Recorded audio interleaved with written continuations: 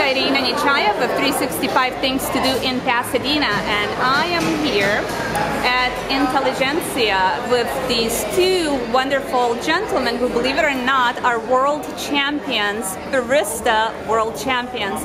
We have Mike Phillips on the left, and he's the 2010 Barista world champion, with Steven Marise on the right, who's also the marketing director for Pasadena's... For Intelligentsia. For Intelligentsia is even better. Mike's director of education, and he's the 2008 world champion. Awesome. So what does it take to become a world champion, a Barista world champion?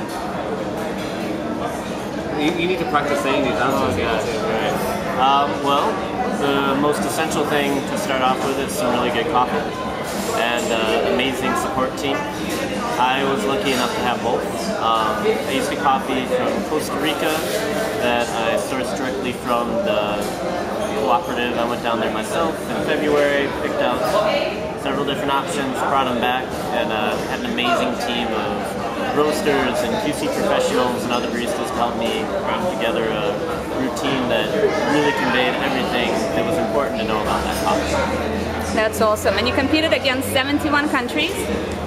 70-some countries? More like 52. 52? Yeah. Still quite a bit. Each of those countries had their own national competitions and often regional competitions. So I think we estimated it's around a starting pool of maybe 5,500 people, thereabouts, who initially competed. That's unbelievable. Slowly whittled down to 53.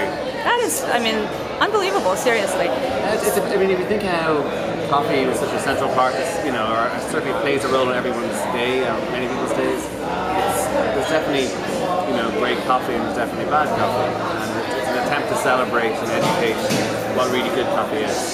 So Mike now is the ambassador for great coffee for the world for 1 year. Just one. When did the year begin? About 4 weeks ago. Oh my God, so you're like newly crowned. Yeah. Wow. That is awesome. And busy month.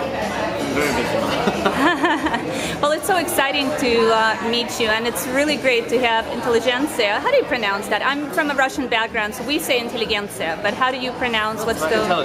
Intelligentsia. In Pasadena, and it's really absolutely awesome here. The environment that you've created is amazing. Well, the difference between this space and this is our 6th cafe or coffee bar, and the difference here is we're doing food and wine and beer. And I think for us it's an attempt to sort of, those things are established in the culinary world. People understand that there's how complex wine is and how obviously food and these days beer as well. And we wanted to we feel coffee deserves a similar kind of respect. And it's hard to do that sometimes in the typical cafe design and kind of setting. So by designing a place like this where they're side by side, and if anything coffee is more to the forefront, hopefully it'll change how people think about coffee and how they appreciate it. And also, with this particular bar, more so than any other bar, the first thing you see right when you come in is a row of different methods for preparing just black filter coffee.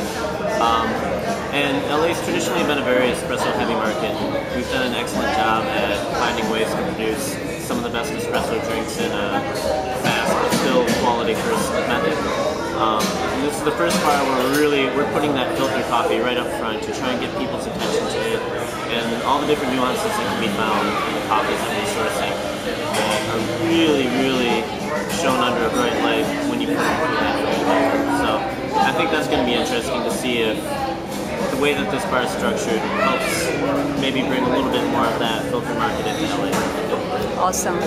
Well, thank you so much for taking the time, both of you, and stay tuned for more 365 Things to Do in Pasadena. Stop by Intelligentsia and test them out. That's my coffee bean, and I don't have to go to Whole Foods for that anymore. Thanks, guys.